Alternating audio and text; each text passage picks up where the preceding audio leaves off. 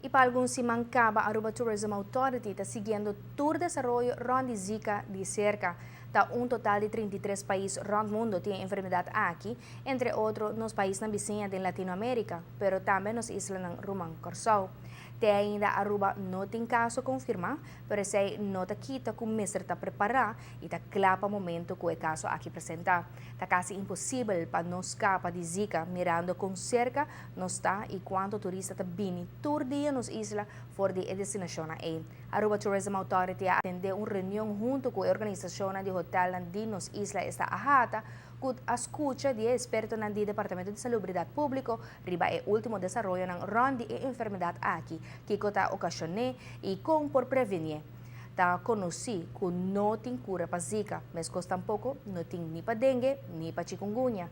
Não está transmitir mescos, pois via essa cura Aedes aegypti. É a única forma para prevenção, tá para eliminar criadero, para evitar que essa cura tá brui.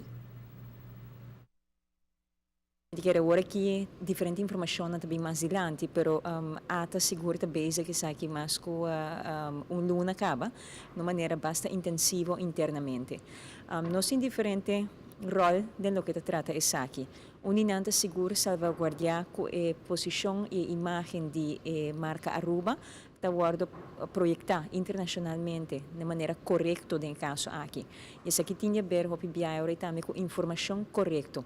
E aceita por conta riba ata que nós está zorg para nós tinha aqui que nós está seguro transmitir mensagem de autoridade oficial na Aruba de maneira correta para sina nós sócio de mercado pero também o consumidor que está acerca ata ou está acerca outro para também para a informação correta na todo momento. E isso é muito importante em situação assim aqui.